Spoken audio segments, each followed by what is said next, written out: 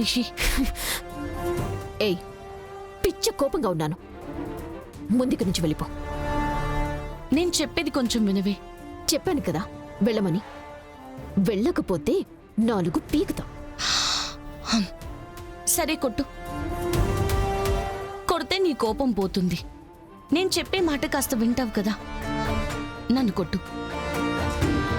నీ బాధ నాకు అర్థమవుతుంది నిషి. నువ్వెందుకలా రియాక్ట్ అయ్యావో కూడా నేను అర్థం చేసుకోగలను.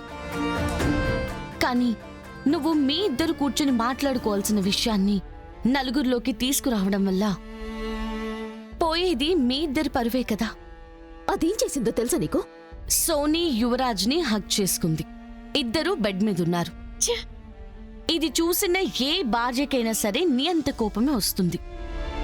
కానీ ఒక్కసారి కూల్గా సోనీని నీ రూమ్లో నుంచి వెళ్ళిపోమని చెప్పి యువరాజ్తో కూర్చొని మాట్లాడుంటే ఎంత బాగుండేది చెప్పు. యువరాజ్కి నీ కోపాన్ని కాకుండా అలా వాళ్ళిద్దరిని ఆ పరిస్థితుల్లో చూడ్డం నీకెంత కష్టంగా ఉందో తనకు అర్థమయ్యేలా చెప్పుంటే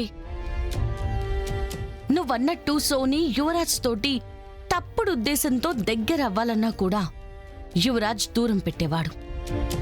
ఇప్పుడు చూడు, బాధపడిన నీదే తప్పని అందరూ అంటున్నారు. ఎందుకంటే నీ కోపం నీ బాధని మా ఎవ్వరికి కనిపించకుండా చేసింది. ఇంకెప్పుడు మీ ఇద్దరి మధ్య బెడ్రూమ్లో ఉండాల్సిన గొడవని హాల్లో అందరి ముందు పెట్టకనిచ్చి అది తెలియకుండా కాపురాన్ని కూల్చేస్తుంది. నిషి, నీకు పిచ్చి పట్టిందా? అసలు నువ్వేం చేస్తున్నావో నీకు అర్థం అవుతుందా? చెప్పేది వినవా? నీకు నచ్చింది ఊహించుకొని అనిపించింది చేసేస్తావా? యువరాజ్ ప్లీజ్, జరిగిన దాంట్లో నిషి తప్పెంతుందో నీ తప్పు కూడా అంతే ఉంది. నిషి అనుమానపడే అవకాశం ఇస్తుంది నువ్వే.